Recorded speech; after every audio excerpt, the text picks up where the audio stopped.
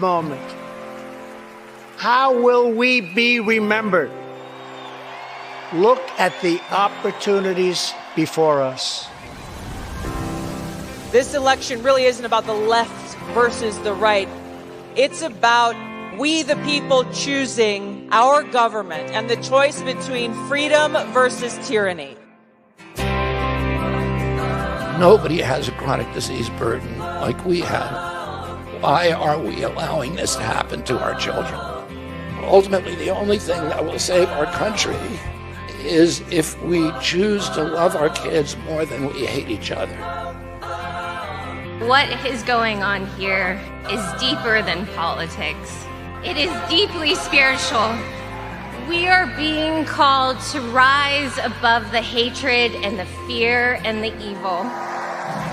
We need to remember above and beyond that we must love our neighbors, that we must treat other people as we hope to be treated. You want to be a rebel? You want to be a hippie? You want to stick it to the man? Show up on your college campus and try calling yourself a conservative. America is going to reach heights that it has never seen before. The future is going to be amazing!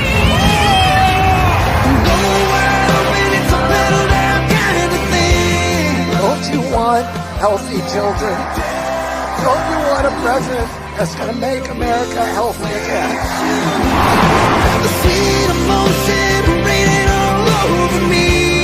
I come to you today as a former Democrat. I will be a first-time Trump voter tonight.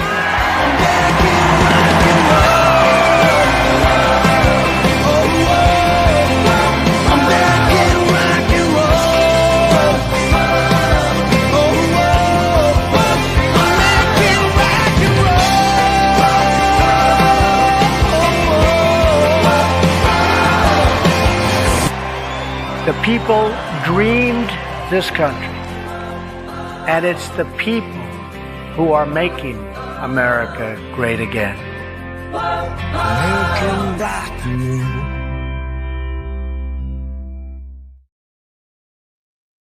Hello, friends. Welcome to Audit the Vote Newsroom. I'm your host, Toni Shoup. We have a very special show for you this Wednesday evening. Yes, I did go back to the old promo video until Joel gets a chance to. He's working on a promo video specifically for this podcast. So please like, share, and subscribe on whatever platform you're watching us on. And also don't forget to hit the bell so that you get notified when we go live so that you don't miss. If you are as entertained as we are with this program, you don't miss a minute of it.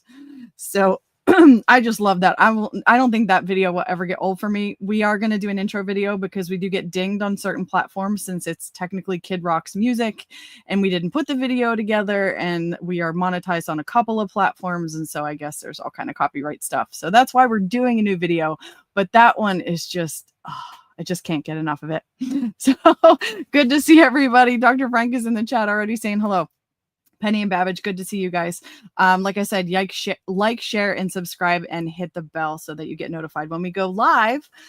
We got a ton of stuff to cover. Current events, things are happening at rapid pace. I think we are, 9 days into the new Trump administration, and it feels like every day is just a whirlwind of good, some not so good.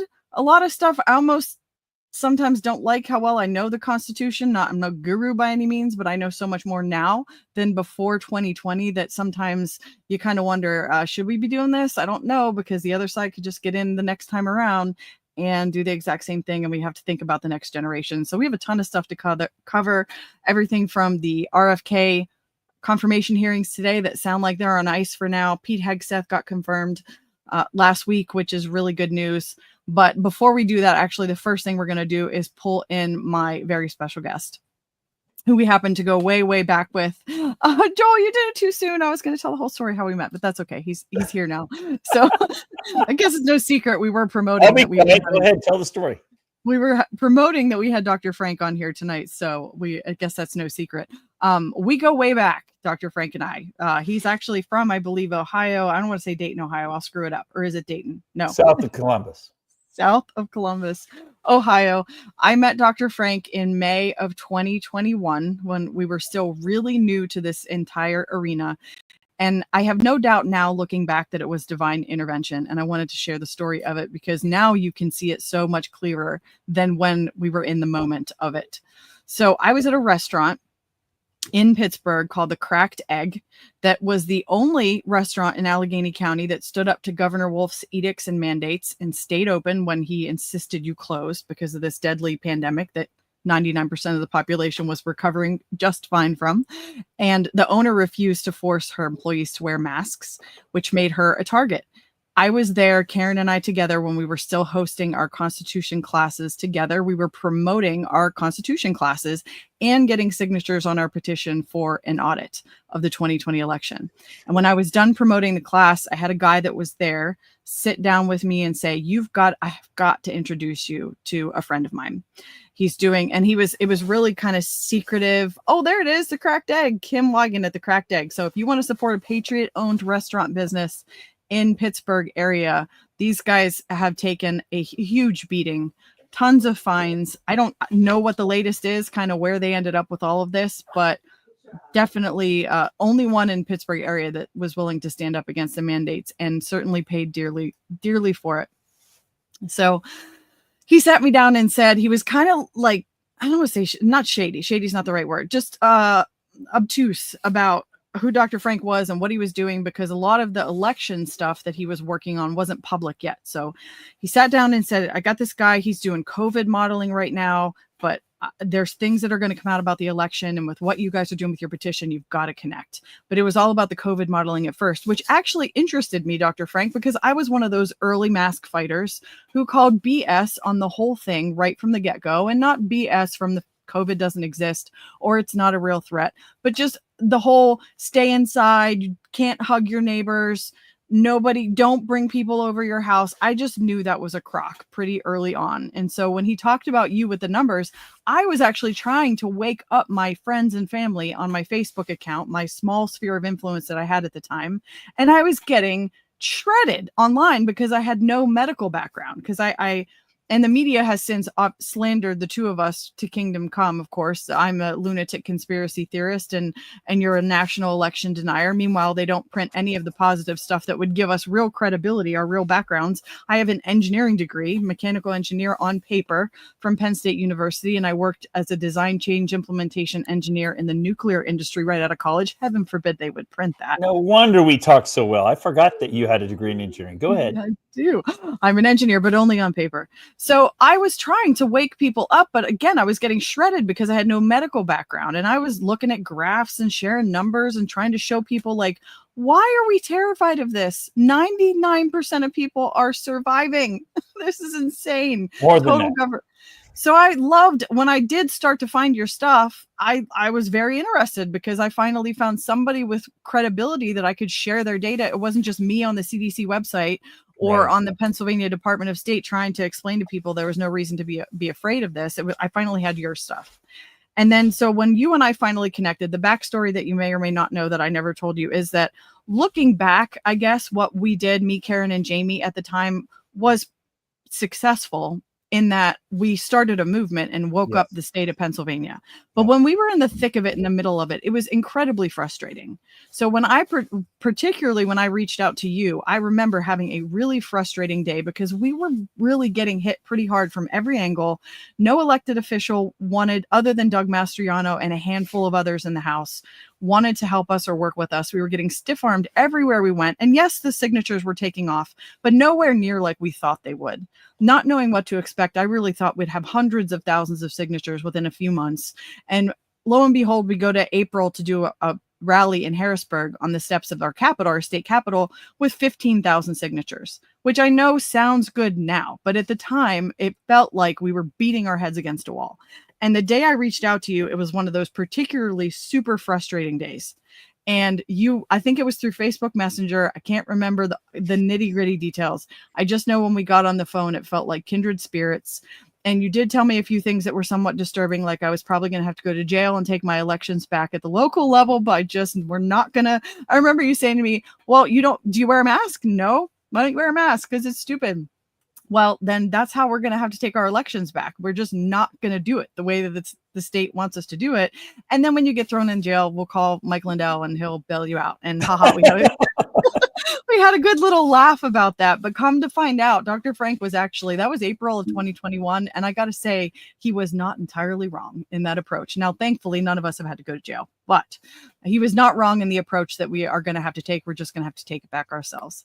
So with that, Dr. Frank, I'll give you the floor a little bit to do an intro. I know you have some videos that we want Joel to pull up, but thank you for all your support and for taking the time, even this evening.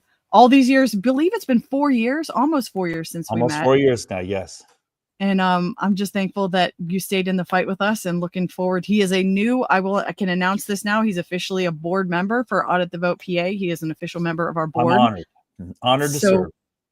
And we're honored to have him. And I think he's going to bring a whole fresh perspective from a national grassroots activist landscape that nobody else really has that I would be able to get on the board. So I think that's going to be really good. But that being said, Dr. Frank, I'll let you share your little intro. Yeah, let me connect a little before we go on. Let me connect something. Please do. Because I was new in the election stuff as well. I mean, I was very experienced in COVID.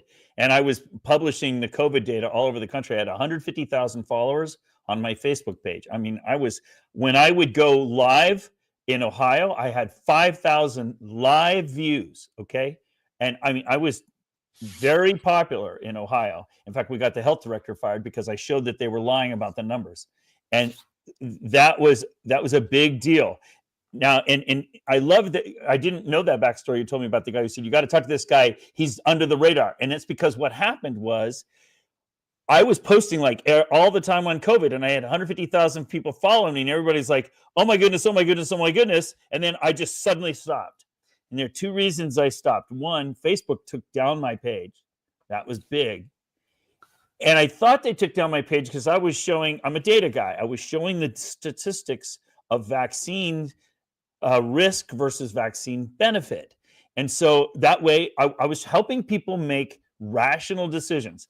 For example, essentially 0 children are dying of COVID, okay? Essentially 0 children are catching COVID. So therefore, essentially 0 children are spreading it. And we already had demographic studies throughout Europe proving the kids weren't even spreading it. So when people were saying, gee, should we vaccinate our kids? I was saying, here's the evidence. And I was showing the statistics and I was showing the data. And I even quoted, there's a school here in Columbus, in Ohio, that has 600 students, 300 autistic children and 300 normal children. And not one of their children caught COVID, and they never wore masks because you can't get masks on COVID kids, and they never shut down. They went to school every day. And the whole point that I was making to people is there's a risk curve. Any vaccine at all is risky. I mean, you can't give a scoop of peanut butter to 1 million people and have everybody get away from it alive. I mean, every vaccine is to life, right? Exactly. But there's an acceptable level of risk. And so I was graphing what that was. And by a weird coincidence, I had been traveling the country for 10 years before that, teaching people about vaccines for Rotary International because of polio. We were eradicating the world of polio. So, I mean, I was like in this amazing nexus of crossing themes. And when they took down my page, at the same time, I stopped posting on my personal pages and all of my other pages because I told people I can't talk right now. I'm doing something else that's way more important. And it was the election stuff. And I couldn't tell anybody at the time because I was working with your legislature. I was one of 6 people working on, and man, oh man, we found so much fraud. We've talked about it before. We don't need to go into the details, but in general, my starting experience in Pennsylvania was a tremendous learning experience for me. It was learning on multiple levels. First of all, I discovered how they were cheating the elections, and that was through the voter rolls.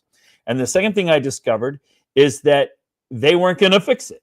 And that was a real eye-opener to me. I mean, I'm a physicist. I'm a scientist. You give data to people, you give them evidence, and they're going to go, oh, no, we got to fix the problem. No, they're not going to fix the problem. And wait a minute. Pennsylvania is a Republican majority. don't they care that their guy lost? And here I'm giving you the evidence that you got a problem. So that was kind of an eye opener for me. That was like one of my first political lessons was with you guys. But I didn't mean to get too far afield there, but No, here's my comment. When you and I met, I wasn't quite there yet. So you were already there. I wasn't there yet. I still kept thinking we get enough signatures and pound the pavement and make enough noise. We have some allies. They will do something. In fairness to you, I don't think I was quite there yet either. I was there with Pennsylvania, but I wasn't. I was still like assuming Florida and North Carolina and Ohio, and I even met with the Secretary of State of Ohio. People don't know this widespread. You and I have talked before about how I worked with Louisiana and we exposed the Secretary of State there, but most people didn't hear the story about Ohio. Later, just a few months after you and I met, we hacked into the election in Ohio in Lake County during the election.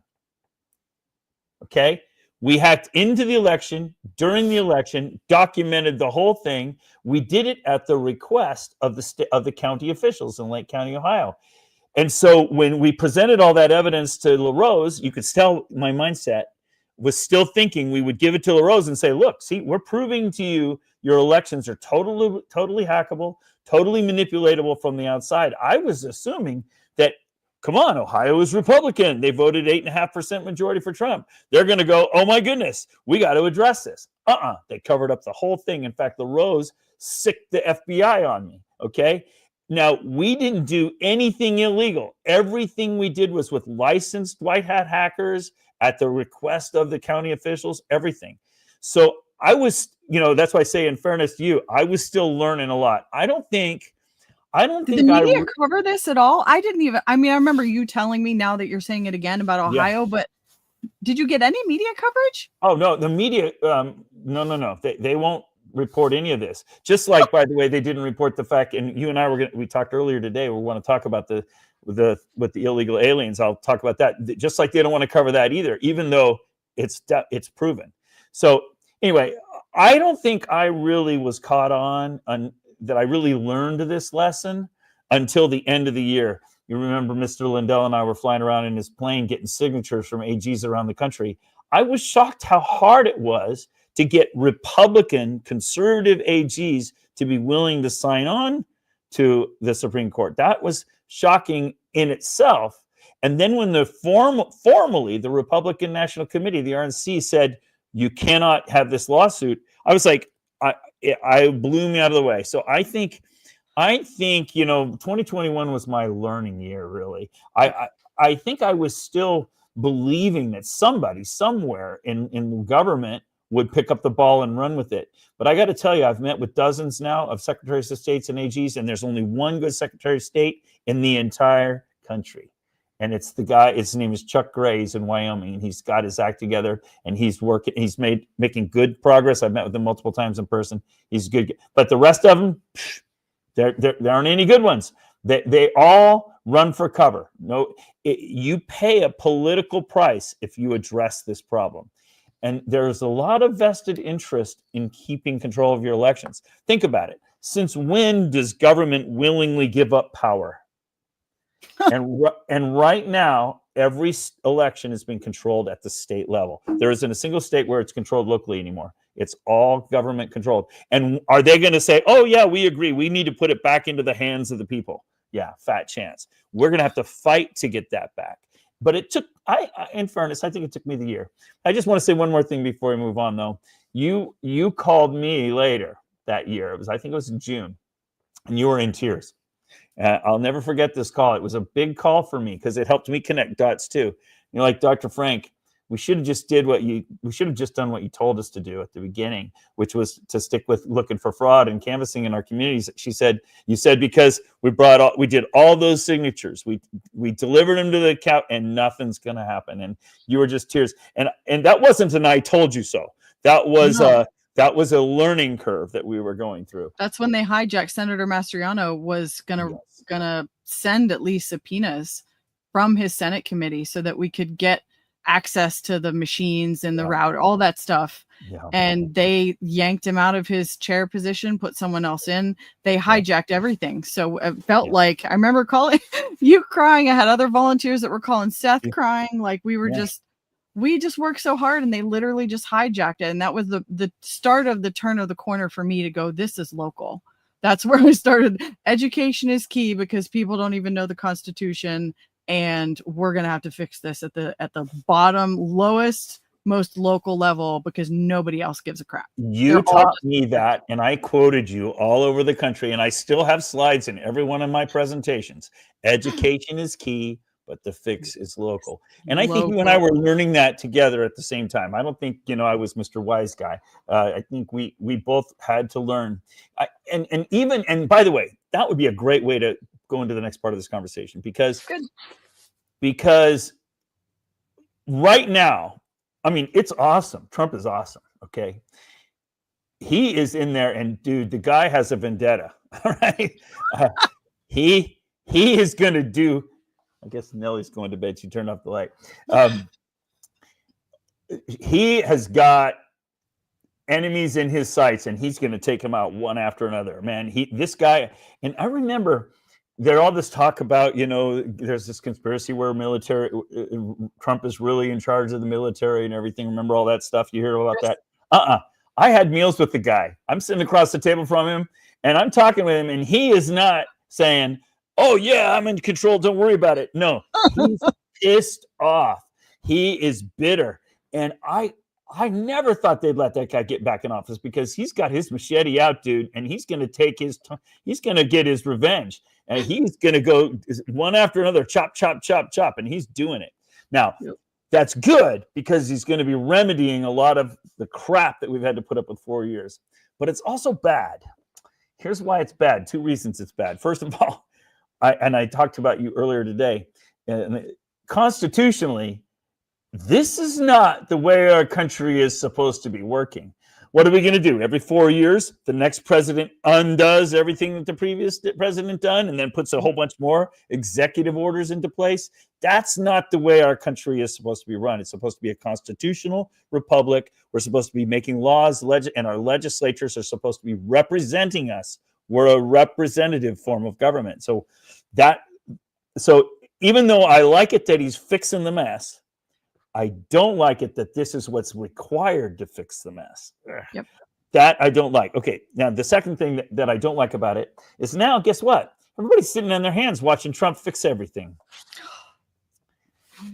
Okay, folks, anything Trump does cannot have long-standing permanence because they're all executive orders, and anything he does can be undone by the next president. And as we can talk about it more in the time we're together tonight if you want, but I've shown I've gone over it in great detail in several of my presentations. I think we're going to lose 2026. I think he's going to lose the House in 2026. So there's a very short window of here for us, we the people, and we the people have to step up and we have to start being the government again. The problem is that we are totally out of practice. And you're way ahead of me on this category. You and Karen were already doing the constitutional classes and everything. And which reminds me, Joel, put that graphic up because this would be a good time for people to good time to advertise. Yes. Scan the graphic and join. It's not too late to join my newest class, Biblical Citizenship in Modern America, Thursday nights, 8 p.m. We just had week 1 last week. You can get caught up and for free get access to all the videos. There's no charge. So Joel, put that graphic up as Dr. Frank continues to talk. By the way, it's just great to be with you. I've been working really hard. For 4 years, I was on the road almost constantly. And right now I've been home now. I've done a couple of trips, but pretty much at home, and I'm catching up on all kinds of stuff. So I'm missing my friends. So it's nice to be with you. It's nice. You were saying about the Constitution, how Karen and I were teaching classes, and I'm probably not technically ahead of you because you've done a lot of learning too. But thank you. Well, I'm a quick study, right? I mean, I'm an academic guy. I love, and boy, oh boy, I used to see all my books I've been reading over here. I got, but I've been focusing more on books like Blueprint for Revolution, Rules for Radicals, Art of War, because I've been studying revolutions. And I think what started me on that is during 2021, I read a book by Eric Metaxas. It was a biography of Martin Luther. And it blew me away because as I'm reading the book and he's talking about all the different players in the revolution there, that was the Reformation in the church. It's like, oh, that's Dr. Clements. Oh, that's Seth Keshel. Oh, that's me. Oh, that's Toni. In other words, history repeats itself. We are in the middle of a revolution right now. Okay. And and it's amazing to see that all the same things are happening. And so that kind of woke me up. And so then I read the book by Alinsky, Rules for Radicals. And the whole, people always think that that's because it was Hillary's like primer. And she did her doctoral dissertation on it. But the first third of the book is not about left, right, conservative, liberal, Christian, atheist. It's about what revolutions are like. What is the structure of revolutions? They all have the same structure, and who wins are the people who follow certain rules. And so that made me go, wait a minute, we're in a war right now. We're in a revolution war for this country, okay? We're not going to win unless we follow these rules. And so that kind of got me going, and I read The Art of War, and holy mackerel, did I learn a lot. And I realized all the mistakes I'd been making before in my approaches. Because anyway, so we were in a learning process, and I got to put those books on my radar. In the end, the true solution, you're right, is local, and people need to wake up, not rely on Trump. Trump is valuable. Oh, but man, I love the guy, and it's nice having somebody from the top pounding down on the hammer. But we have to provide the nails. So we got to get going on the local stuff, and we only have a limited window. And in a quick way of summarizing that, I think we have 1 year to take back our elections. If we don't do it within 1 year, we're done, because that's when the primaries are going to be. And the primaries are where we really lose our elections, not in the generals. So anyway, I think I rambled on enough, but we went through learning together for sure. We sure did. And you and I talked too before this 2024 election. I mean, in the summer, we were probably, I don't want to say negative about it, but we were realistic because of everything that we saw. And we were both shocked that it turned out the way that it did, because I'm delighted. Yes, delighted. But several real conversations where I hung up thinking, whew, we better brace ourselves a couple of times, and we might end up in, concentration camps together. It could easily happen. Yes. Think about it. They put all the J6ers in jail. They did. I have, when people question me about the J6 and say, oh, you're just a conspiracy guy and whatnot, I bring up this story because this is a direct story I have direct connection to. It's very simple to understand. A friend I met in California on one of my trips, he spent 3 weeks in solitary confinement because he attended J6. After 3 weeks in solitary confinement, which is torture, the charges were dropped against him and he was released. Now, wait a minute. They took a citizen of the United States. They put him in solitary confinement, which is torture. For 3 weeks, he didn't see one other soul, never left that little room. And then they realized, we don't have anything on this guy, and they released him. That is our country. Okay, and so we cannot continue to have that situation in our country. And I think if Trump hadn't been elected, I think we were just slippery slope right down there. And so I'm delighted. Totally agree. So with that said, let's get into some of the nitty gritty of data and statistics, because I know Vico and you have worked together before, and you might have a couple graphs you have to show. But Joel, cue up the one that I sent you. I know I sent you a ton of stuff today. Joel's a saint. I'm anxious to see this one. This is the one from Vico? This is the one from Vico. So Vico did a study because, there's... I love Vico. He's awesome. Numerous activists running around the country saying that their efforts to chase mail ballots and to register voters was what sealed the deal in Pennsylvania specifically. And I'm not taking anything away from anybody that worked really hard, because all those people did work hard.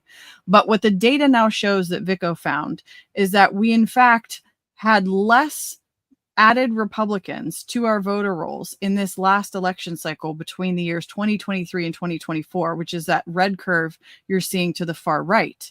than we did in the previous 2 presidential election cycles. So November 15 to 2016, we had 319,525 Republicans added to the voter rolls. In the same period of time, Vico took a snapshot around November 2015, November 2016.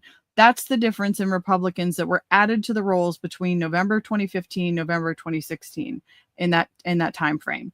Then he did 19 to 20, and you'll see even less Republicans were added to the rolls in that same snapshot of time from November 2019 to 2020. And then, which is most revealing, in 2023 to 4, an even smaller number of Republicans were added to the voter roll. So this makes it glaringly obvious, in my opinion, based on what Vico is telling me. And I think, Dr. Frank, you've looked at the numbers too to see that there is absolutely no way that just registering voters and chasing mail-in ballots contributed to President Trump's win in Pennsylvania. It becomes glaringly obvious when you see the numbers, because if it did, how is that possible when we were, historically speaking, registering less Republicans as the presidential election years went on? The truth is the voter rolls are a disaster. They're wildly inaccurate. And anybody who's ever run for anything and knocked doors will tell you that, regardless of what side they're on, because it's impossible to deny once you get your list of voters from the GOP and you try to actually get out the vote for your own efforts and start knocking the doors, you'll find yourself how wildly inaccurate they are. So all of that to say, our strategy at Audit the Vote is going to be we are still working on maximizing transparency in the vote counting and reporting process, working to, as best we can within the confines of the law, and there's other groups spearheading these efforts, but to try to get accuracy in our voter rolls, but getting citizens involved with poll watching, with working the polls, judges of elections, because that's the local fix that's ultimately going to take us to a long-term successful strategy of election integrity. The early voting, the mail-in ballots, I get it. The people that say we have to play the game and fight the fight while we have those laws in place, you might be right. It's not a good long-term strategy for election integrity. I think Dr. Frank would agree with me. I will let you take the floor on this. What do you think of this? I think that if you're doing mail-in balloting, you're throwing away your election. We can't do mail-in balloting. And I'm not alone in that sentiment. Hillary Clinton said so. We have videotape recordings of her saying, "Oh, you want to have no integrity in your elections? Let's have mail-in voting." I mean, it's like, it's absolutely a disaster. Okay, I don't have to make the argument.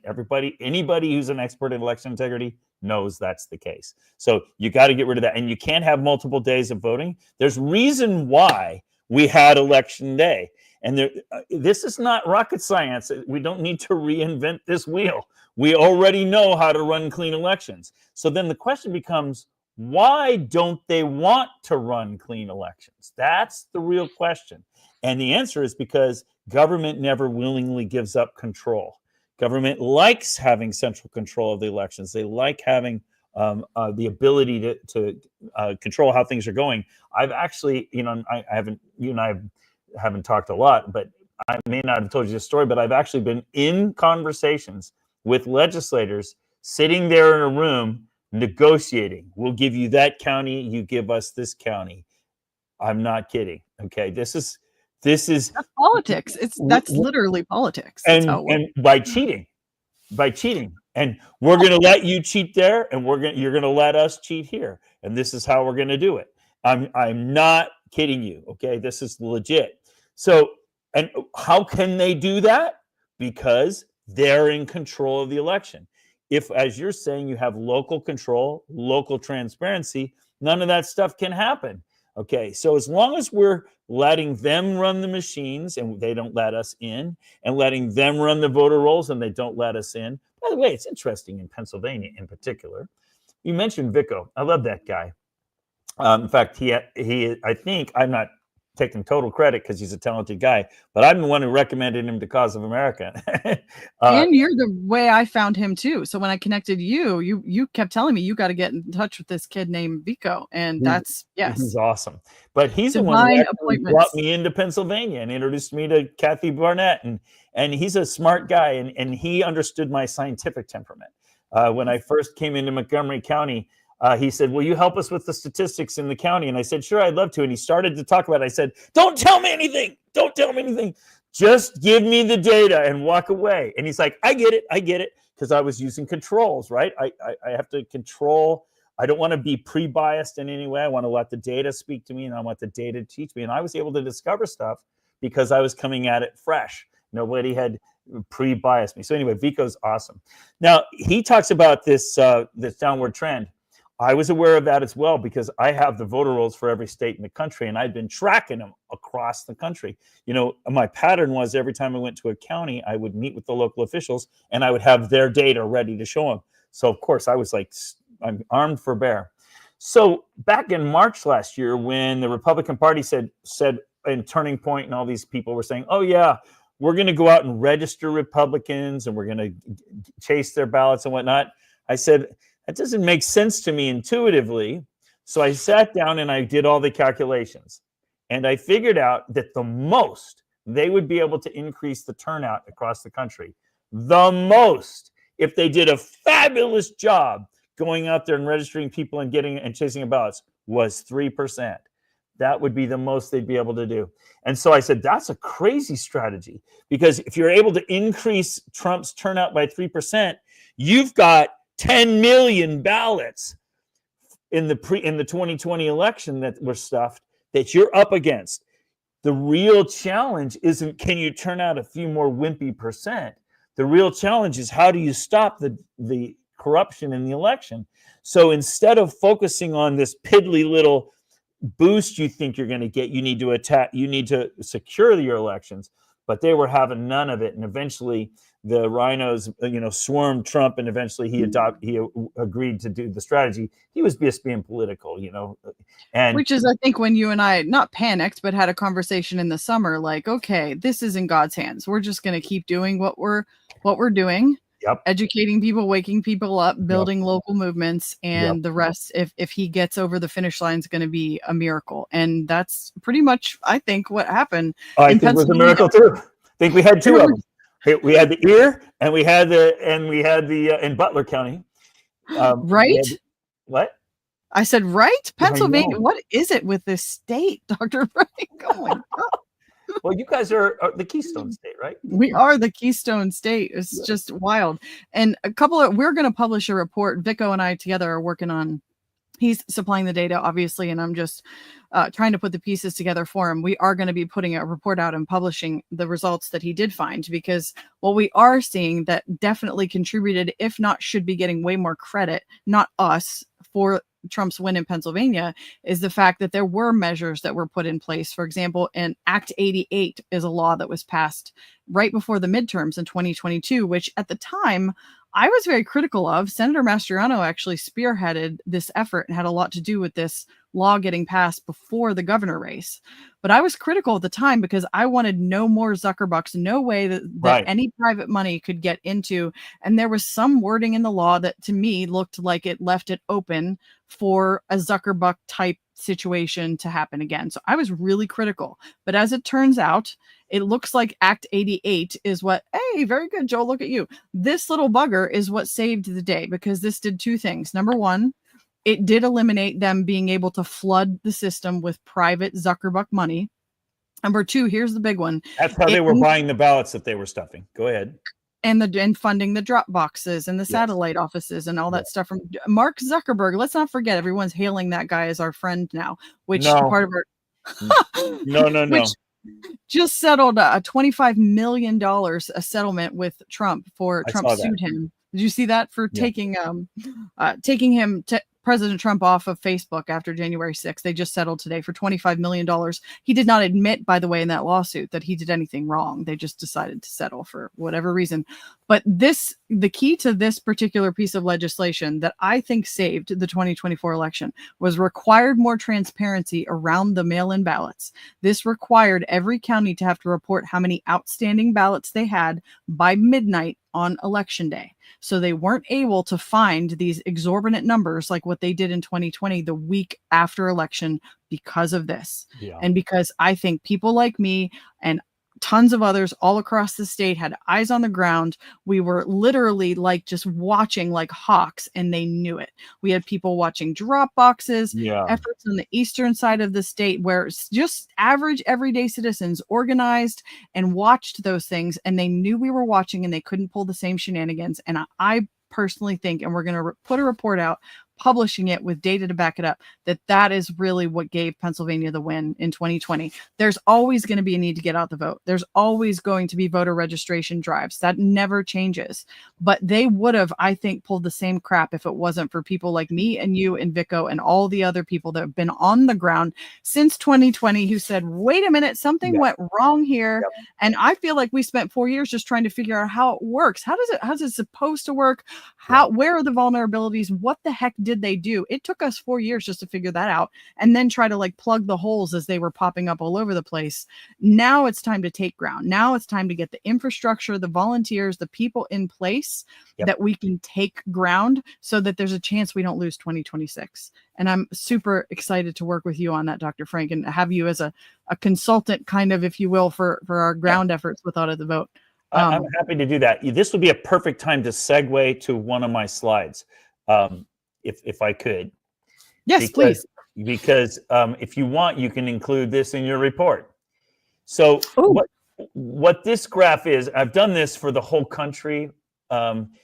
These 8 bars, 12 bars you see for every state, Texas, Florida, and you see, notice Pennsylvania, there's the fourth one over.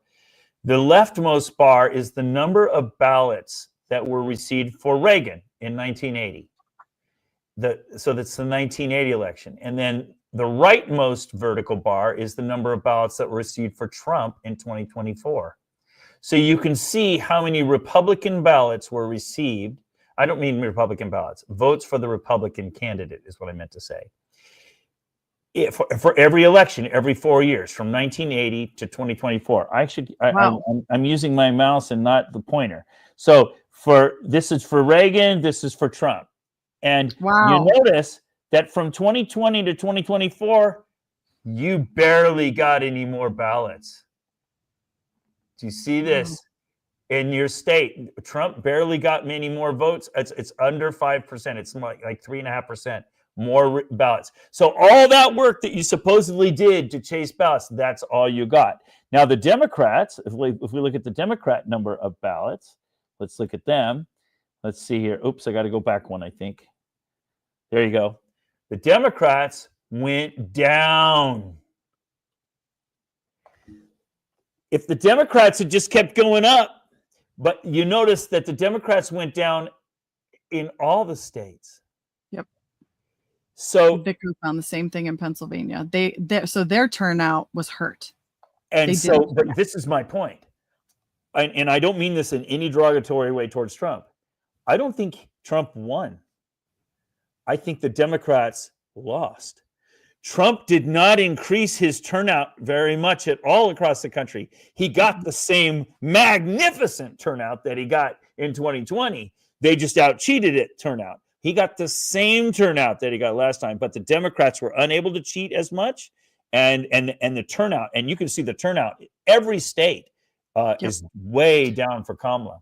So because they didn't like her. Exactly. She was very unpopular candidate. They don't even deny that now. I agree. Now, there's one more graph I should show on this. Let's see. I gave you the wrong one. It's the next slide, I think, because these are in alphabetical order.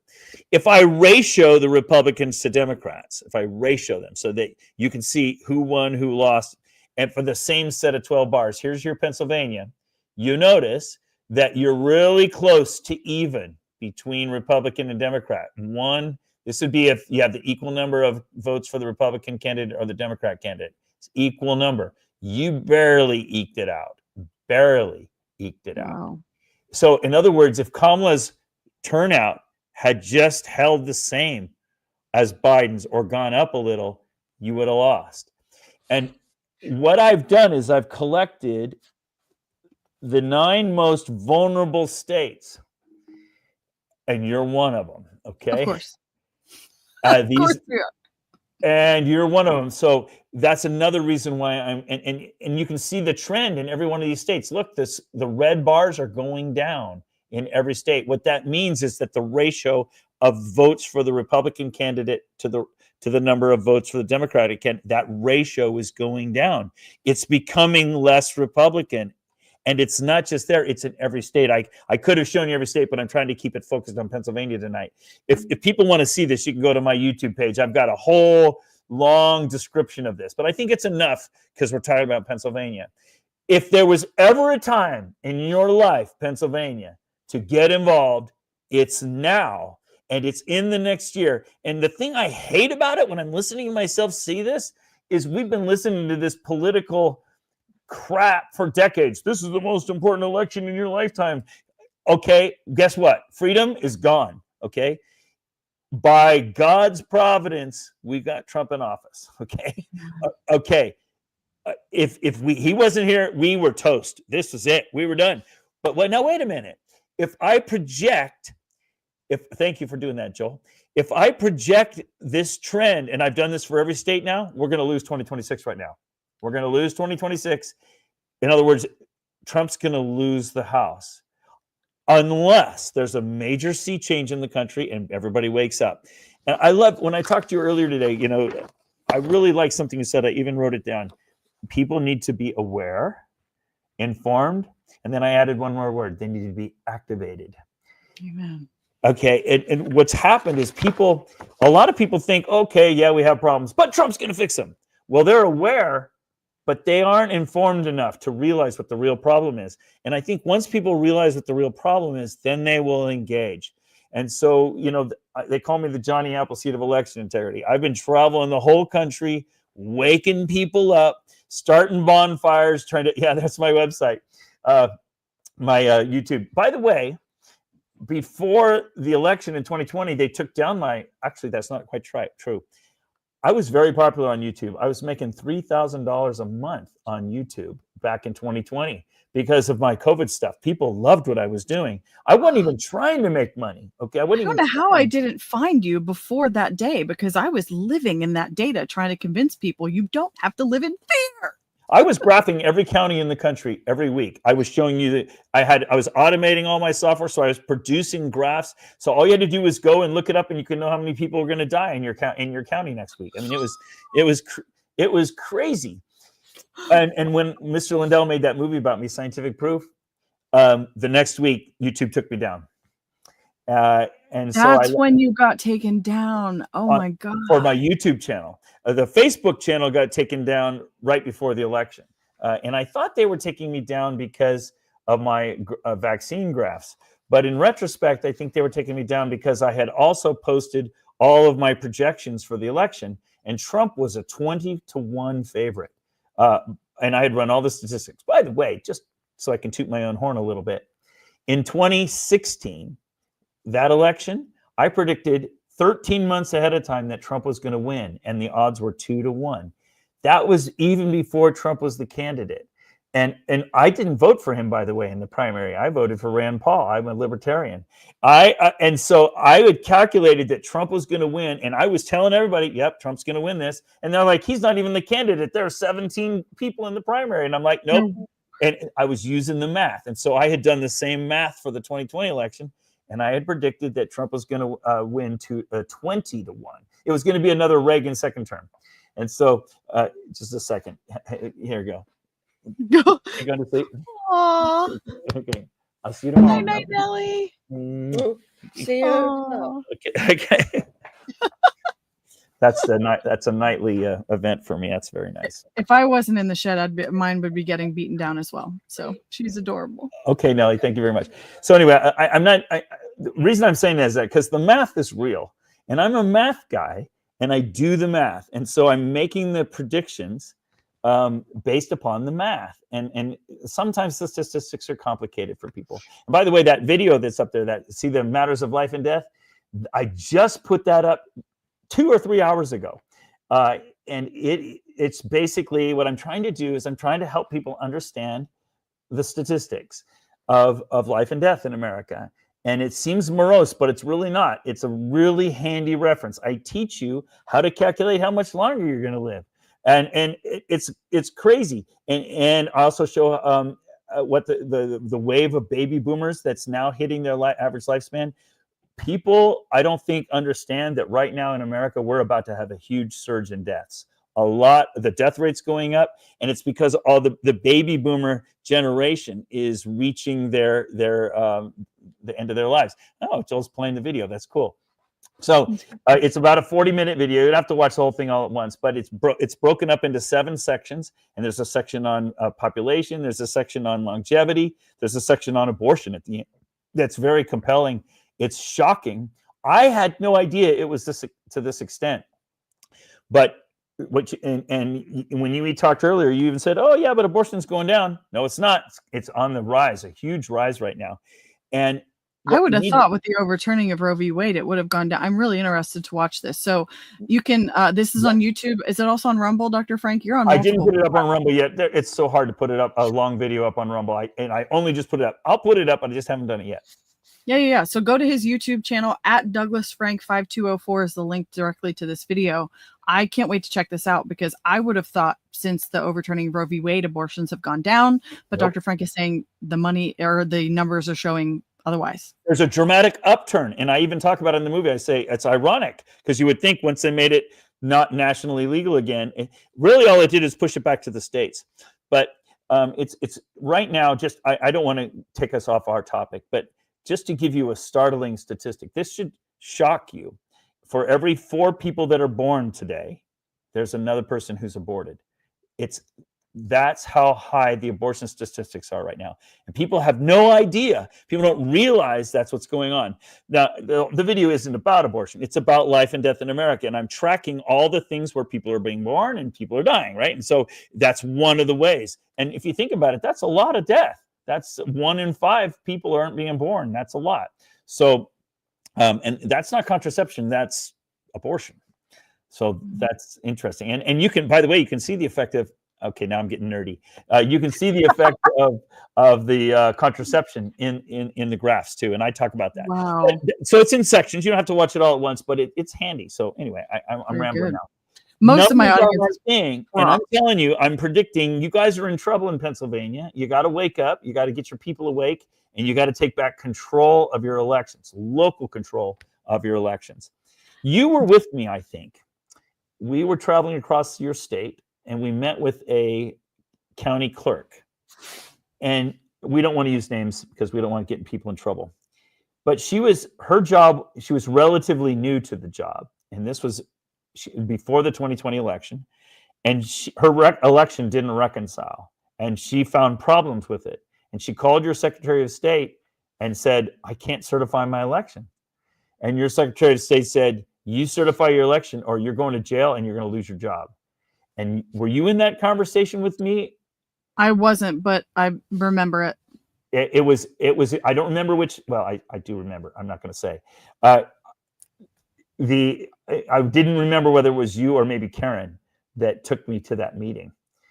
But one of the two of you took, and because I've met with clerks all over the country, and another thing that I heard around the country is with regard to Tina Peters, clerks will say to me, "Oh, Dr. Frank, I can't question the integrity of the election." Quote, "I don't want to be Tina Petered," unquote. And yeah, and so that's another whole topic. Breaking news. We have to take a break because our chat is blowing up and my phone is even blowing up. And Joel has now said he's got this ready to share. Thank you, Mark, for sticking that in the chat. There's been a plane crash in DC live. This is happening right now in Washington, DC, a plane crash. I don't understand is your phone, Dr. Frank, you got any of this on your radar? This is the first time we're seeing this. Yeah, my phone's blown up. Your phone's blown up too. Joel, do we got any audio? We could see what the heck is happening. So small aircraft has crashed. I was just going to read that. Deep breath here for a second, because we want to show you video that's into the newsroom. This is from EarthCam, and this is from near the Kennedy Center. And this is what we've just been authorized to show you. We're working to get that ready to show you. Here it is. This is what's being said to be the moment that the collision happened there. Again, we're being told, here's a better angle. This is not a live shot. I want to stress, this is not a live, or is this a live shot? Or no, okay. We just want to be careful with that because we want people to know that what happened and what is happening. But this is the moment, purportedly, that a helicopter crashed, collided with what is only being called a small aircraft at this hour. And yeah, so you can see the flash there. And look, so the plane on top, it looks like that was taking off. Yeah, that's just a normal launch. In the middle of the screen there, you see right there. It's hard to tell which aircraft was which. Yeah. There's really no that was the low ground. That was the I would imagine. Okay, let's watch it again. So disregard the one on top for a second, Joel. That is a plane taking off up on Penny top said of the in the screen. chat an American Airlines. Airlines You see the smaller vehicle with the flashing lights there on the left. Breaking, an American Airlines flight collided midair with a police helicopter. Yeah, that's what Penny's saying in the chat. Collided with a police helicopter during its approach, crashing into the Potomac River. The number of passengers on board remains unknown. Wow. The plane crashed as a result? Oh, it crashed into the Potomac River. Oh. So the plane crashed as well. Wow. So we're not news anchors because we're just like, no, definitely not. What the heck? Breaking news live. Yeah. Thanks, Penny, for the heads up. Yes, thank you, guys. Like a terrorist attack. It sounds like a collision. It sounds like an accident of some sort, hopefully. But with everything we've seen over the last 4 years, who knows? Joe, anything else breaking on that? Keep us posted. But when 9/11 happened, I was teaching a chemistry class at the time, literally, and I said, "Okay, everybody, close your chemistry books." And I turned on the TV, and we watched the towers go down live. And I was telling my students, this is going to be one of those moments in history that changes the course of a country. And so you just need to experience this. This needs to be, you'll be able to tell your kids someday, yeah, I watched it actually happen. And it was a sobering moment to realize, and we had friends that were working in the Pentagon at the time. And then, it wasn't just the towers, it was also the Pentagon. So it was a traumatic. So when this happens, all those emotions come back. No, well, I won't even tell you what I was in college at the time and was not a Christian yet. So I won't even tell you what I was doing on 9/11. My husband and I share that with one. Before you were a beautiful mom, in other words. Oh, I have to hear this story later. This is the Christmas card I got this year. So use your imagination. It was in the morning. I was in college. Where do you think I was? Yeah. Just and again, reading the Bible. Reading the Bible, sure, that my mother sent me to college with, and I shoved to the back of my closet and didn't open again until I accepted Jesus when I was 24. That's a separate topic. Thank you for that. So yeah, keep us updated if there's anything we should be sharing with the public, just to let them know what was going on then. But Dr. Frank, you had said a couple of things that was going to be a perfect segue into my commercial for the Patriot Experience, because Dr. Frank is talking about getting active. Now is the time to press in and get active, and I could not agree more. And Rick Green, we've got a quick video when he gets it up, inviting us to come right here to the Patriot. Hey, Pennsylvania, Audit the Vote, thank you for saving the election and preventing the steal from happening this time. Your next step is to come right here to the Patriot Academy campus in Fredericksburg, Texas, and get a chance to enjoy the Patriot Experience, which means you'll be on the floor debating the bills, you'll be in committee, you'll be learning the entire legislative process, you'll get speaking training, constitution training, all kinds of cool stuff, and great fellowship with fellow patriots from across the nation. Mark your calendar. You can come April 22nd through 24th with our coach team, and even stay after if you have time to do our handgun defense class called Constitutional Defense. But either way, at some point in 2025, you got to come to Fredericksburg and experience the Patriot Experience. Thank you again for saving the election in Pennsylvania. Your hard work is going to reap benefits for generations to come. We'll see you here at the Patriot Experience. Surreal, totally surreal. So yes, please join us. Joel can put up the website if you want to check that out. If you're not already committed to coming, I have been doing some fundraising to pay for some of the folks from Pennsylvania that are on our team locally here to go down for that, to make it a little bit. I know it's Texas and I know it's far, but here's my quick plug. I went to that in August of 2023 on staff. Thankfully, Rick Green hired me because he called me in the early 2023 when I was devastated from the Mastriano loss. not 2022 midterms not going the direction that we wanted to go. My mother had passed away in the summer. I was starting to really struggle emotionally and thinking, Lord, why did you do this? Why did you shift my entire life? And Rick called me and said, you've done a great job with these classes. Will you go find more of you for me? Will you help train, work for me, help train people and get more people doing more classes? And I said, yes. That summer, I was then dragged, because I was staff, down to the Patriot Academy. It was Austin and the Capitol, actually. They had not built the campus yet, but I was dragged down there for what they called their Coach Congress. It was a leadership training. And I only went because I was on staff. But man, was I blown away with yet again how much I learned and how they are literally equipping the next generation to become statesmen, to go serve into the area of the public with the knowledge of what a constitutional republic is supposed to function, how to write laws. It was the most incredible week education wise I've had, outside of taking, well, I shouldn't say most incredible, because we've been through a lot together, Dr. Frank. That cyber symposium in and of itself was mind boggling. Wow.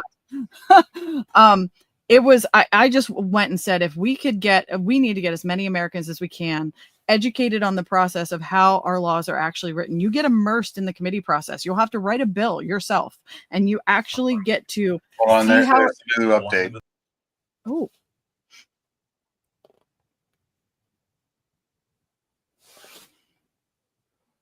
What's the update? Plane crashes. Huh. While we're waiting to get the info on that, let me chime something you said. In Nebraska, our supermom there, analogous to you in Pennsylvania, her name's Melissa Sauter. She was writing the legislation for the legislators. Okay. And does that sound familiar? It does, because when I was in there, and there was another girl, Meg Kalina. Do you know Meg? I don't remember her. She's from Nebraska. I had written a bill to ban components of electronic voting machines. That was the bill I debated. And as I was arguing it on the House floor, I had made some missteps in the way that I was presenting the bill. Live continuing coverage of an apparent tragedy that's happened in the skies right near Reagan National Airport at 8:53 p.m. We've been told that calls came in for a collision between a military helicopter and a small aircraft. At this hour, it is said to be a passenger aircraft colliding in the Potomac, which is why you see this giant response out there. I realize it appears the shots may be frozen at times as you're looking at those images. That is normal in situations like this, but you can see it as a very fluid situation. And we have been reaching out to our sources, the Associated Press, again, confirming by way of the FAA that this has been a passenger jet involved in this. But in terms of what passenger jet, we don't know. Live from my only skepticism, of course, with everything we've been through, is do we have non-mainstream covering this? That is underway. We know mainstream. I don't trust Fox anymore. No, I don't either. So if we can have non-mainstream coverage of what's actually going on. All right. This just coming into to Fox 5 by way of Fox News. The FAA says the plane involved was Flight 5342. It was heading from Wichita, Kansas to Reagan National Airport. That would jibe with what we learned from U.S. Senator Jerry Moran, who within the last 20 minutes just said it was from Kansas. This would be an American Airlines flight. Again, 5342. It is a smaller plane. It would be more of a regional jet. So we're not looking at one of those larger planes that we're customarily seeing taking off and landing at Reagan National Airport. But that is the latest word as this comes into our newsroom. Yeah, those are one of those small planes that can carry anywhere from like 60, I would say, 60 to 70 people, including crew. At this point, we still don't know exactly how many people were on board that aircraft as well as the helicopter. One of the questions, or a couple of the questions that do remain. And also, we don't know what led up to this, like how the flight paths got crossed. Sky Fox in the scene right now as we head over towards the airport area, and that you can really see from across the Potomac just the scope of this operation at this hour.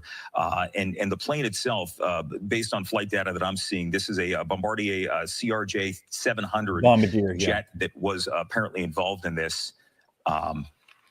So you could see just in terms of the operation out there, and presumably a lot of the roads leading into Reagan National at this hour are going to be closed. The airport, all flights have been shut down.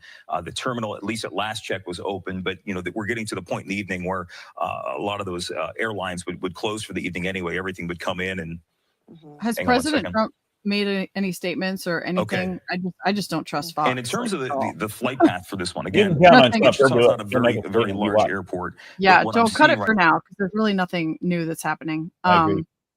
Yeah, that's the cool thing about Trump. He doesn't hesitate to communicate with us. He doesn't. No. I'll be interested to see what his take is. He'll tell us what's up, and I'll believe him. Yeah. Right, exactly. I'm going to finish up my rant on the Patriot Experience, but why you should go. Oh, so you and I were talking about the bill that I was writing. Oh yeah, I was arguing the bill. I had put something in it that was not quite right. You told me you made a mistake. Yeah.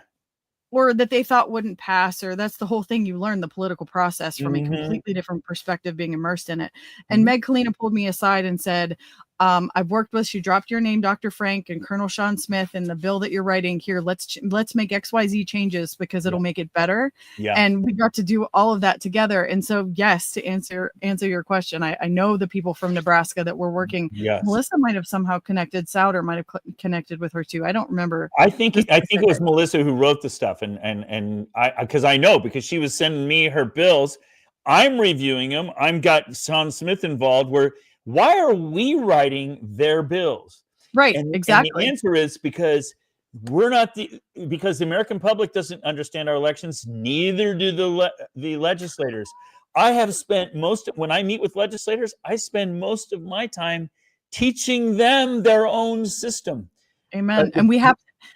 That's why I'm trying to drag people to Texas, because we have to learn this to take back our government. We have to become the government again.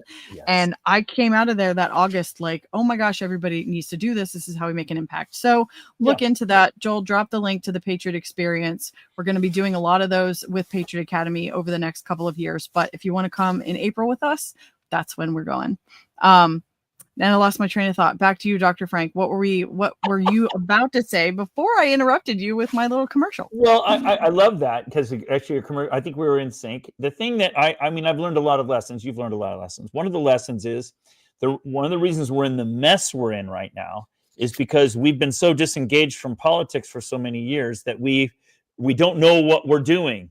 So, for example, you want to write a law, but you don't even know you're making all kinds of mistakes. Next time, you're not going to make that mistake, right? Next time, you're now experienced. So the way I describe that is in a sports analogy, we have a shallow bench. We have a lot of new people coming in, and we don't have a lot of experience. So we're making a lot of naive mistakes. In Nebraska, using the Precinct Project, we took over the state of Nebraska. I was so proud of them. The grassroots took over the Republican Party. It was awesome. Everybody was woohoo, woohoo, we got it. But the problem is now we have a bunch of rookies running the Republican Party, and they didn't know what they were doing, and they lost it within a year later. Because the establishment Republicans are far more seasoned, far more experienced, and they knew how to manipulate things around. So we have to learn the political process and so to be able to play the game. So all of us are in this learning process, and really the honest truth is, America is an experiment in self-government. We're supposed to be governing ourselves, but we've become conditioned. I go to these meetings. I talk all over the country, and there's always somebody that gets up and makes an announcement, and they say, "Oh, we've got such and such thing." I don't mean to use a woman's voice. "Oh, we've got such and such thing. You've got such and such bill. Call your legislator." And I just think like, oh my gosh, your legislator doesn't give a darn. Okay, that is not going to do anything. What you need to do is, if there's something that needs to be changed, you change it. You're the government. And then when you change it locally, guess what? Then the state legislature looks back and says, oh, we have to do this, don't we? Because our people, if you're waiting for it to come top down, hell's going to freeze over. It's got to be bottom up. I was on the phone today. Oh, I got to tell you this. This is news. I was on the phone today with Huntington Beach. They're a big county in Southern California, a big city in Orange County, Southern California. Is this going to be about the illegals? Because that's right where I was going next. That's where all right. Yes. Perfect. And they are fed up with the state running their elections, and they voted last year, almost a year ago now, that starting in 2026, they're going to run all their own elections themselves. Now, of course, when they did that, the state is freaking out like, no, you can't do that. And they said, oh, yeah, read our charter. Right here in our charter that the state of California signed off on, it says we can run our own elections. We're running our own elections. And not only that, there are 8 cities in Orange County that have charters. And so this is what we're doing. Now, here's the thing. You can't just run out there and say, yeah, we're gonna take back our elections. You got to have substance under that. This is where I come in. When I go into communities, I teach them how to find fraud in their own elections. Because once you find fraud in your own elections, then you don't have to comply with the state requirements anymore, because fraud is violating your constitutional rights. And you don't have to comply with any law that violates your constitutional rights. In fact, as Jefferson said, you're obligated to not comply with any law that violates your constitutional rights. So anyway, we're working with them finding fraud. And in this process, we've come across some very, very interesting evidence. And this is not, you guys know me now. By now, you know that I never talk about stuff that I don't have solid evidence for. So we have ways now, we have our ways of finding out who the illegal aliens are. But not just the illegal aliens, all non-citizens. And the rolls in California are full of non-citizens, because they automatically register people when they get driver's licenses, and they have a lot of non-citizens there. Now the question is how many of those non-citizens voted? It's a lot. It's a big number. And all we had to do was cross, and I'm not going to say which databases we had access to yet. All we had to do is take some databases we have that show who the citizens and non-citizens are. And we compared those to, I guess I can say, because it went public. I sent you the link for that today. I have Joel, pull up the article for Maine that I had sent you. All right, so I guess I can spill this part of this detail. Yes. And that is that there was, if you think about it, governments don't do anything. Governments hire people to do things. They hire contractors. And so there were some contractors, and I'm not going to say where, but they were in California.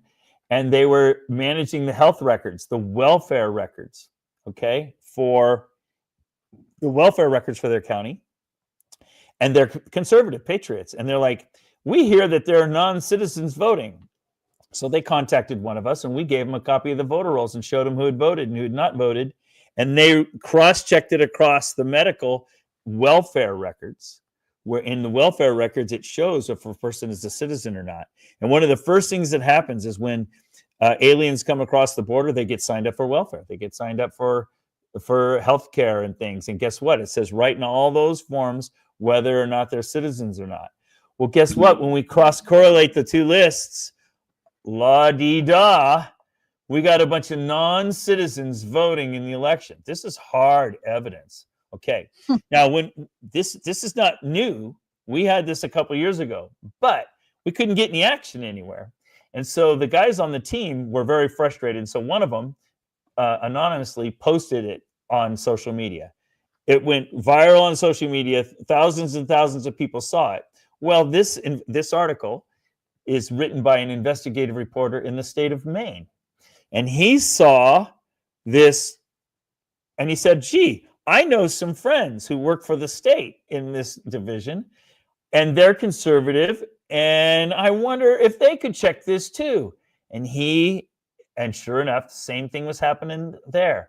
My guess is this is happening nationwide, baby. And if you had asked me 6 months ago, I would have said it's a waste of time for us to chase after this, because the government is going to squash anything we do. But there's a different captain at the top right now. Yep. And my guess is now that that's happened, and now that we have this, we already know how to do this. We've already got this figured out. That's going to be news, I think. So anyway, that was me. And that ties into that other thing you and I talked about with the constitutional thing about whether when people come here and they have a baby, should they be citizens, et cetera. Anyway, I'll shut up now because I can tell you're ready to go. No, you're good. I'm just we'll try to wind things down and wrap up. I usually stick to an hour. I talked to Dr. Frank. Okay, that's cool. That's cool. You can have me back another time. We'll talk some more. No, he didn't have a hard stop. We'll do an hour and 30. We'll try to stop it at an hour and 30 because I did want to run through some other current events for people because I get asked questions all the time. What's your take on this? What's your take on that? So I'm trying to give my weekly. Yes, you too. See, so this we can cover more ground, answer more questions. People just follow us. You want to know what we think about what's going on current events wise. We're going to spill it. A lot of good stuff happened. A lot of not so good stuff. The birthright citizenship thing. What I want to say about that is Trump's executive orders. He signed a bunch of executive orders for federal financial assistance, pause, temporary halt on various federal financial assistance programs, not including Social Security and Medicare, to review the spending and align with the presidential priorities. Pause affected, it says, potentially trillions of dollars, including foreign aid and clean energy initiatives. And a federal judge issued a temporary restraining order delaying the halt until February the 3rd. So even the ones that he's trying to sign, which are, I think, good, although like Dr. Frank said, then we're not supposed to govern by executive order. Last week, I played a video by Rick Green where he talks about how do you know if an executive order is constitutional, because they were given that power originally so that they could enforce the law. The executive branch's role is to enforce law. So if an executive order is simply forcing a law, trying to force the law to be followed, that's how you know that it is constitutional, versus if it's writing its own, if it's just going haywire, writing its own stuff, which we've already talked about needs to happen in some areas. What was the one executive order about gender affirming? Did he write one about gender affirming care? Do you know anything about that, Dr. Frank? Did you see that this week? I don't know anything about that. No. He did something. He wrote something limiting gender affirming care for minors. I don't know what it's on the screen right now. I mean, that's goals ahead of us. Keep an eye on the screen. Gender affirming care. He signed an order that attempts to end gender transitions for people under 19.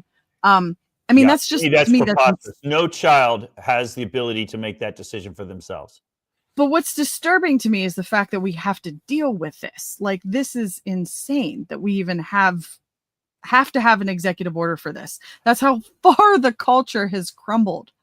That's what I was talking about earlier. I mean, it's insane that we need the president to pardon all those people to get them out of prison for J6. And it's insane that the day before Biden leaves, he pardons 4,000 people. Okay. This is not the way our government is supposed to be running. And I think we need to rise up as a people. Excuse us. We're the government. You work for us. We're not going to put up with this horse manure anymore.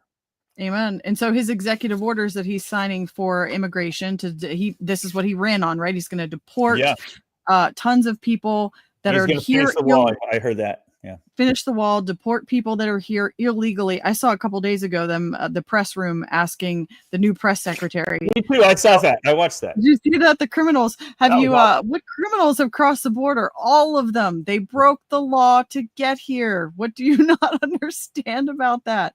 And President Trump there, Joel, focus on that. The ending the birthright citizenship. If you look into the original intent of even having that in the 14th Amendment, it was when slavery had ended. Essentially, the North won the Civil War. It completely ended slavery, but the slaves had no rights. They couldn't vote. There was segregation. They couldn't work. They had no rights. So they weren't slaves, but they were. And so that's why birthright citizenship was even put in there in the first place, was to give them something to stand on. And today they're trying to use it to say, well, if illegals crossed the border and had a baby here, the baby should be a legal citizen.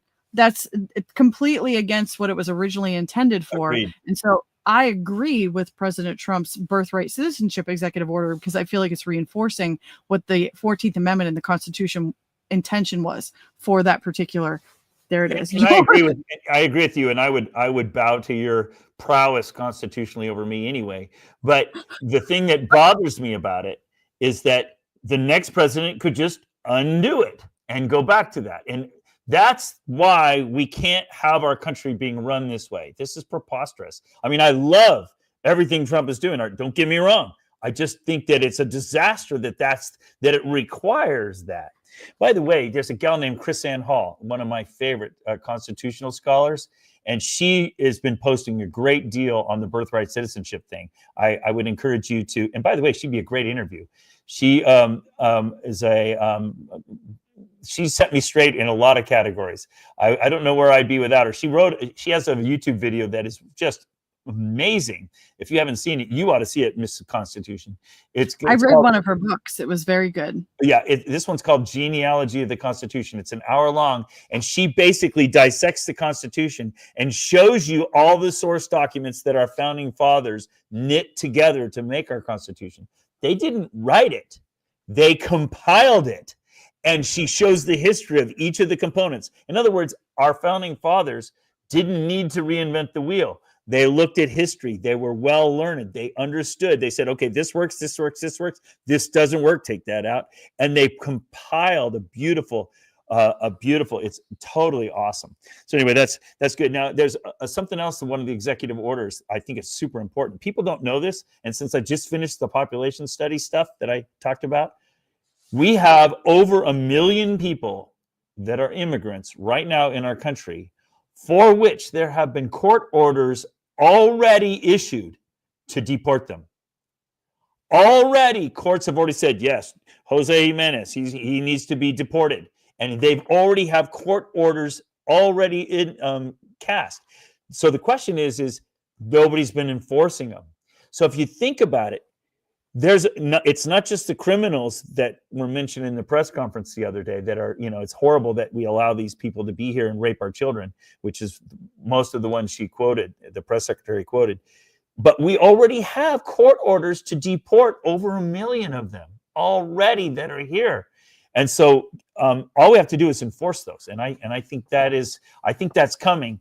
And so I think we got some interesting few months coming up here. Because I think if I were Trump, and he's doing this very well, I'm very impressed. I don't think I would send the troops banging people's doors down right now. I think I'd say, y'all that are here and we have deportation orders for you, you got 3 months to figure out and get your kit together and get out of Dodge. And if after that 3 months you're still here, you're fair game. We're coming for you. Here's the sticky part, that's the way I would approach it, I think. Here's what's happening. Joel scrolled by it quickly earlier. There's 30 businesses in Pittsburgh. This is Pennsylvania specific. 30 businesses in Pittsburgh that shut down because they were concerned about ICE raid. They wanted to basically protect the illegals from being raided by ICE.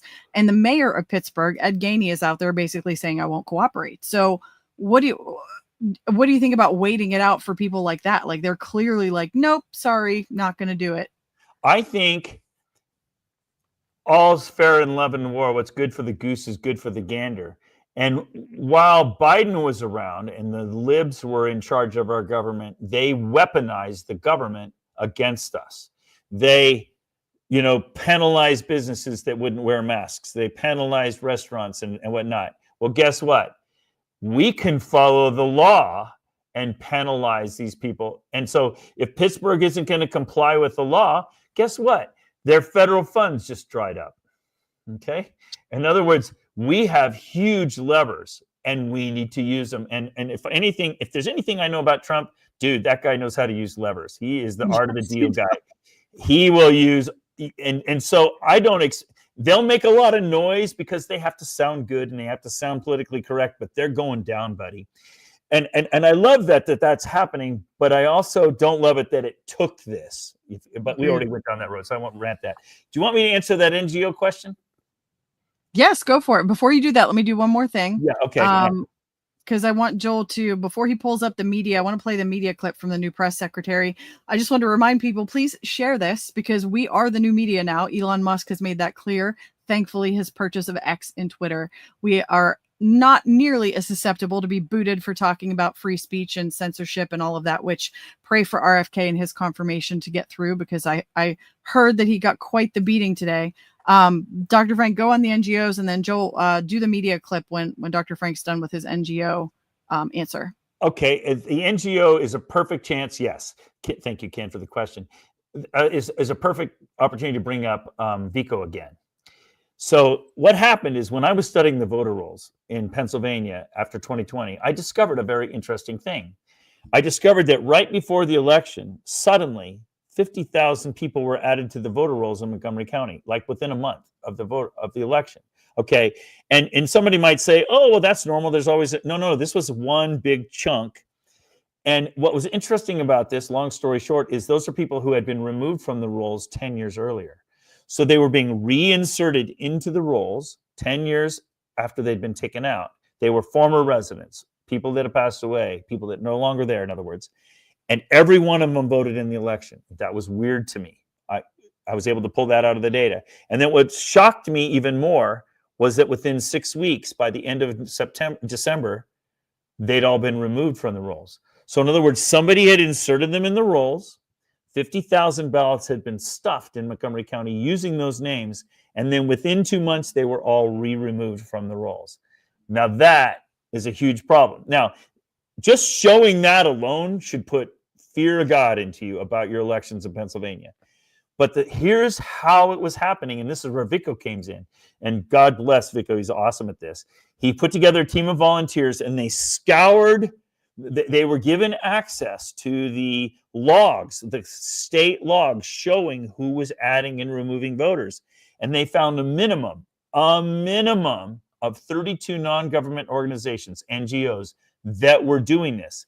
Wait a minute.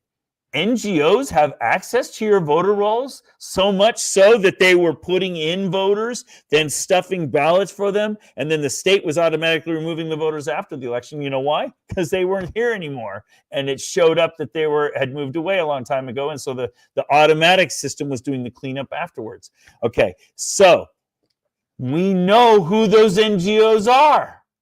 We have the logs proving when they came in and when they went out. So we went to your committee with that evidence saying, here it is, guys, this is how they're cheating your election. And I was expecting them to go, oh, no, yeah.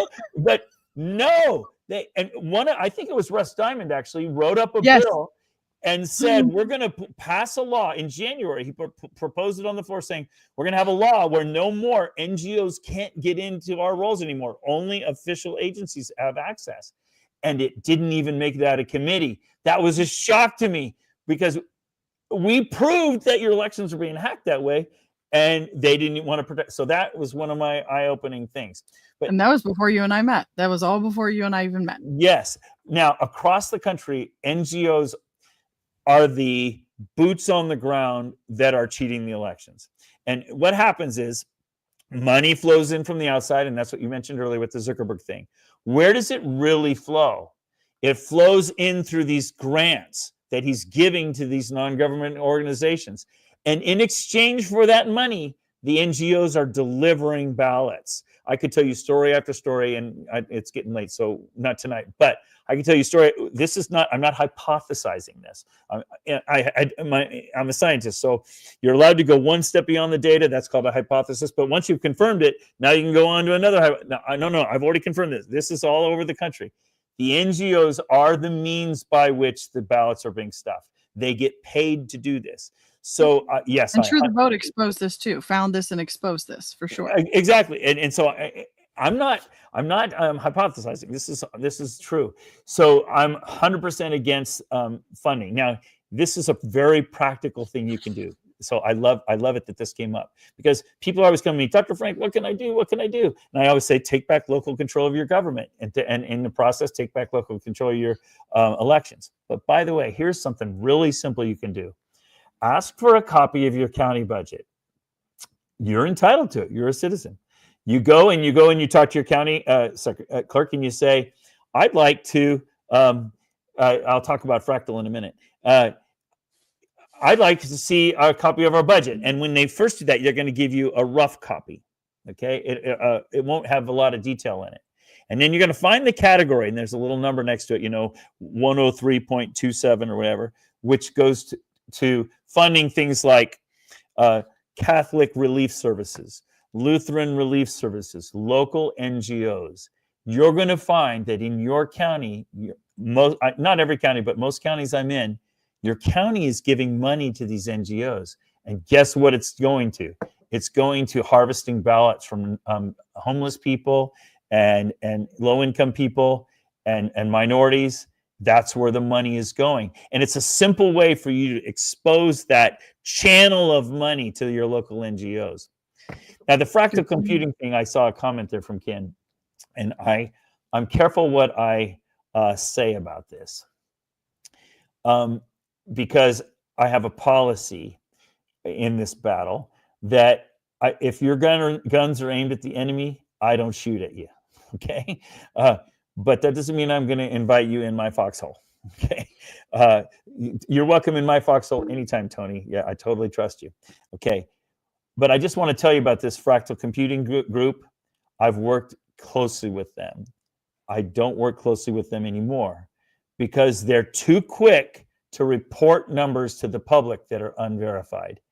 Mike Lindell hired him at my recommendation back in 2021, and we fired him right away afterwards. They don't have the right mentality. They're a marketing company. They're trying to sell a product.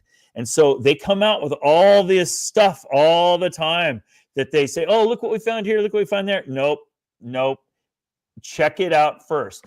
And one perfect example, just because I don't want to go too deep into it, is they said, oh, we have 22,000 people with the same phone number in the voter rolls in Wisconsin. Woohoo, woohoo. We found fraud. You know what it is?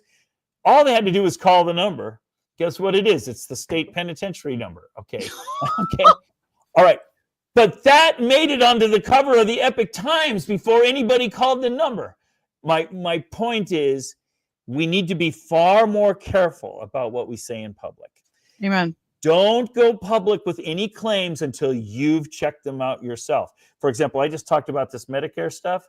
I never talked about that in public until I checked it out for myself, because there are too many people out there that are promoting themselves and their own products and their own causes. They damage us in the long run because their claims are uncredible. And I'm telling you right now, they're very high on my suspicion list. Every time I see anything coming out of that group, all right, I'm not going to trust that. And I can tell you in multiple cases, it's not worked out very well. So anyway, I saw that there, and I don't want to be careful how I say it, because I'm not accusing anybody of doing anything illegal. I'm not accusing anybody of being evil. I'm just saying, be careful what you believe. Look into it first. And if we're going to be the news now, I agree with Dr. Frank. Our standards of integrity are as high as they could possibly get, because we want people to trust it. Look, when we throw on Fox News, he and I are ultimately like, well, we know they've lied to us before. So how do we know what they're right? So at least, I'm not saying we're perfect, but at least if I put something out, a perfect example today, that graph that I showed with Vico's 3 different numbers. I had put a version of it out without his stamp of approval and feedback.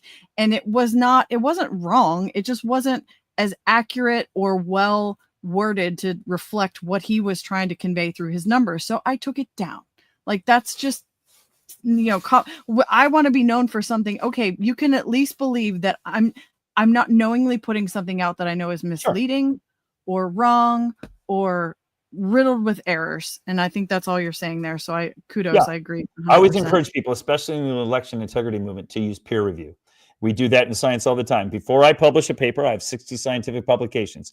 None of them ever got published until it went through multiple other eyeballs. And you mislabel a scale, you make a stupid error here, stupid error. Everybody makes mistakes. That's the way we are. And so it's better if you use your peers to review. So if you want to publish something, send it to me first. I love you. I'm gonna give you friendly criticism, but I'm gonna be hard on you on purpose because I'm your friend, and I don't want you to put something out in public that's not going to be. I want your credibility to increase, not diminish. Amen. Got each other's back. That's for sure. All right. What do we have to do to wind down here, Joel? We've been on here. There's still people watching. This White House believes strongly in the First Amendment. I loved that. So it's why our team will work diligently to restore the press passes of the 440 journalists whose passes were wrongly revoked by the previous administration. Wrongly. We're also opening up this briefing room to new media voices who produce news-related content and whose outlet is not already represented by one of the seats in this room. I bet you could get one of these. We welcome independent journalists, podcasters, social media influencers, and content creators to apply for credentials to cover this White House. And you can apply now on our new website, whitehouse.gov/newmedia. Starting today, this seat in the front of the room, which is usually occupied by the press secretary's staff, will be called the new media seat. My team will review the applications and give credentials to new media applicants who meet our criteria and pass United States Secret Service requirements to enter the White House complex. So in light of these announcements, our first questions for today's briefing will go to these new media members whose outlets, despite being some of the most viewed news websites in the country, have not been given seats in this room. And before I turn to questions, I do have news to... That is how we fix the media issue. And you saw it all. So yesterday, I watched that last night. My husband sent it to me. Me too. Did you? I applied instantly. I hadn't heard good for you. I did. So then Joel today hits my radar and I'm like, dude, already on it, applied for it. So if you are, thank you, all that to say, let me not forget to thank you to our donors, the people that have come alongside us and have given continuously over the last several years. Thank you, because part of when you donate are going to go towards, if you saw in the corner, all you have to do is apply, be a news related outfit, and then be willing to pay, enable your own travel to get to DC to be in the press briefing room. So if you are a donor of ours, one of the things your money will go towards potentially is if I get credential to go down there and you see me in that front row of the new media, thank you for helping me get there. And you'll be flying into Reagan. So watch out for the helicopters. Oh boy. Well, I'd drive probably. My husband and I drove to the inaugural ball there and back in the same day. So I'm only like a 4.5 hour drive. Oh yeah, that's a drive. That's not a flight. Yeah. 4 hours is my limit. If it's more than 4, although I do drive up to Pittsburgh for you guys. 4 is mine as well. That's how far I can get without falling asleep at the wheel. 4 is mine. Yes. Well, it's just not, it's a waste of time. You know, to fly somewhere, it takes you have to be there an hour and a half early. You got to drive there. And then it's like it ends up being 4 hours anyway. So you might as well just drive and save the money. But that's kind of if it's more than 4 hours to get there, then usually I'll get a plane. Totally. So if you feel so compelled and you are not already a donor of ours, go to auditthevotepA.com/donations and consider giving either a one-time monetary gift, or I am giving out special for the first person to become a monthly donor who is not already giving after my live streams. Every week you are getting a free gift from our website. So throw that little plug in there as well. And thank you again so much to the people that have continued to give to us. You have helped us, kept fuel in the tank. With Dr. Frank being on the board, he's going to get to see some of the back end stuff. I am happy and proud to say that we were able to eliminate a lot of our yearly budget expenses because I started to understand the nonprofit sector. And there's a lot of services, for example, Canva. You can get Canva Pro for free if you are a nonprofit. And there's other things like that they give you discounts if you are nonprofit status. And I've kind of learned that over the last 6 months. So I was able to get a lot of our operating budget cost reduced for the upcoming year. So if you are giving to us already, your money will go even further. Thank you for that. What else, Joel? What else do we got to cover, Dr. Frank, before we just let these people go for the night? Is there anything? Great night. I didn't talk a lot about Pennsylvania numbers. I showed you a couple of graphs. It was funny when I was at your celebration. We will have you back for sure, though. I want to have you back. And I can cover some of the numbers then. But when I was there at the celebration, you had Seth Kessel there too, and he knows me pretty well, and he gave me a good rib at the end. He said, because he knows I prepare a lot of slides. And I've got thousands and thousands of slides because after so many talks, you just have been.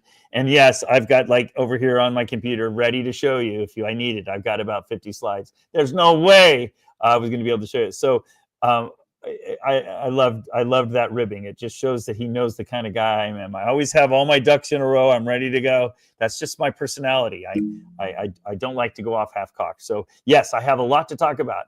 I'd like to talk about how dirty your voter rolls are and the strategy that I've learned across the country that you need to do locally to take back control first of your voter rolls. You can do it. You can take back local control of your voter rolls, and there's a way to do it. It's getting late, so we don't want to go. But that would be a good thing to talk about that strategy to put it back in your own control. There's a way you can do it, and you're not breaking any laws. So with working within the framework of the law, you don't have to. You can take back local control. And just as a short answer to that is, the way you do it is the way it's already in law. The parties are actually responsible for the rolls. And the parties for years used to knock on the doors and maintain the rolls in the precincts, right? And so it's really the citizens' responsibility anyway. And so we just have to kind of reawaken to the fact that it's our job and it's the party's job, and we can take it away from the state, and we don't have to break any laws to do it. I can show you how. And this is a hard-won strategy, you know. So anyway, but it took longer than I meant to. But that would be worth a program to talk about and strategize on. For sure. We'll be doing a lot more with Dr. Frank moving forward. So last couple things, I think you had a video with, were we going to play that at the end, the video from your computer, or what was the plan with that we were going to do? Oh, that was just me being ready. That was, you know, let's just play this one, the one that's God spared. Play that video. Many people have told me that God spared my life for a reason.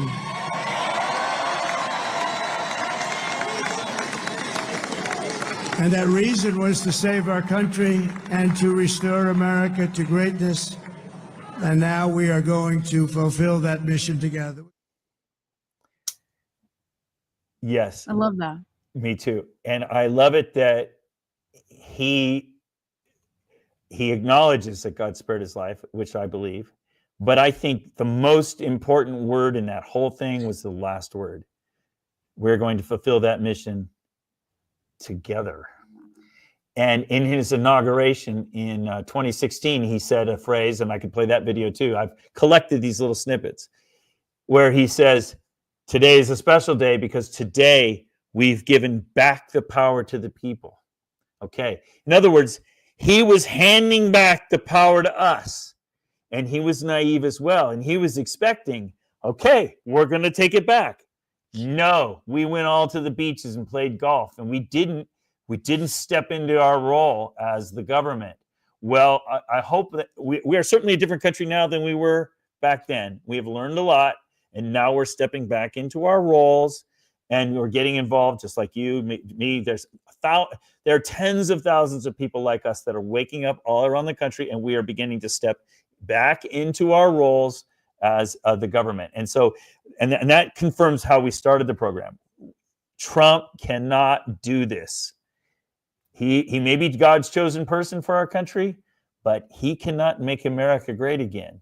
We have to make America great again. It's nice having a general up there who is leading the troops properly, but we're the army. We're the army. We have to deliver Normandy. I don't care how good the general is. The general can't take back Normandy. That has to be the troops, and we're the troops.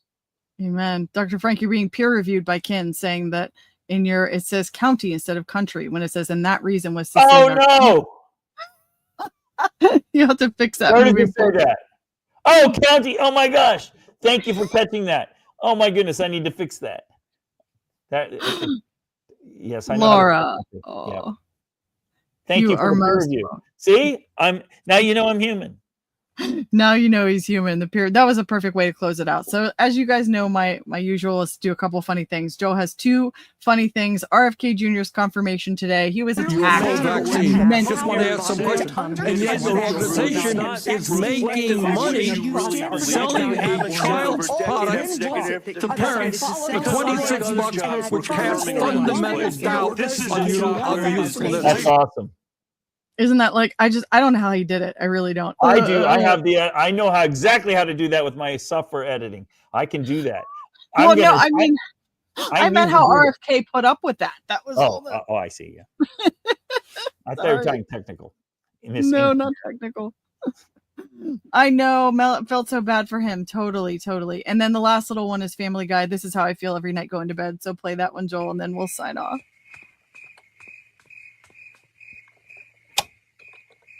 Good.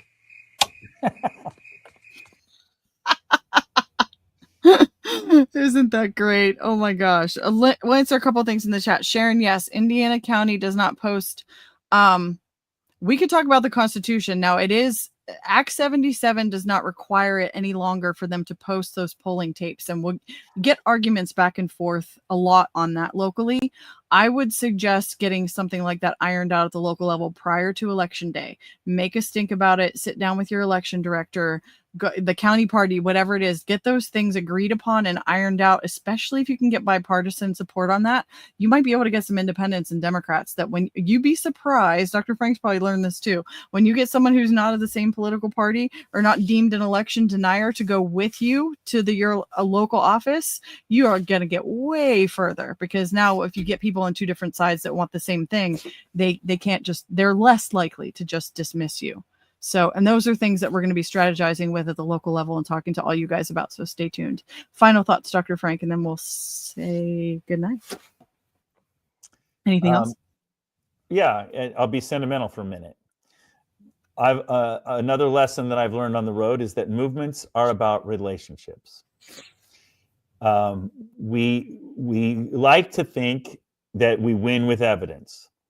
We like to think that we can win in court. We like to think that we win with laws, but I've learned that's not true. We win with relationships. And, if you think about Jesus Christ and the movement that he started, he didn't send emails.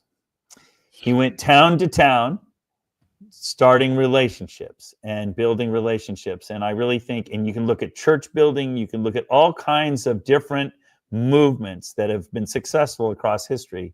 It's not about necessarily the issue they're fighting. It's about the relationships.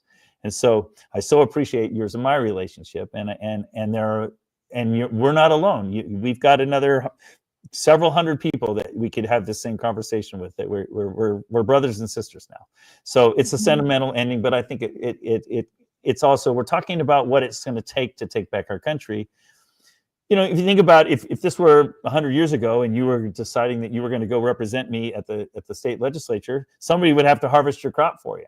So your neighbors would step up and take care of it for you. And then you'd come back and it would be their turn and we'd harvest their crop. Okay. It was about relationships. We worked together. And so that's another really big thing that I don't want to underestimate that. It's more valuable than I would like to admit. I'm a scientist. I'd like to say, here's the evidence, here's the science, but no, it matters that that we're friends. That's good. Amen. Amen.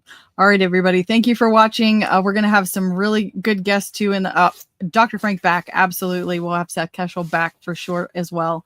I'm going to be interviewing some January 6ers. So Colton and Sarah. Colton is home with Sarah Maccabee finally. I was texting with her this week, so we're going to get them on the program soon. I'd really like to highlight some of these January 6ers. I think exposing what was done to them, oh my gosh, will help us make sure we get people awakened enough to not let this, we can't let this happen again. I watched Enrique Tarrio interviewed on the Steven Crowder show, and it's just gut wrenching. If you look up the Wikipedia on that guy, they make him sound like a complete right-wing, crazy Nazi lunatic. But when you listen to him talk, he sounds like a very sensible, normal guy. And yet what he has put through is just horrible. So I'm going to try to get as many J6ers as possible on here and let them share their story. Wonderful. And move forward so we can stop something like that from ever happening again. But you are all very welcome. We'll sign off, and everybody have a good week. We'll see you next Wednesday night. Over and out.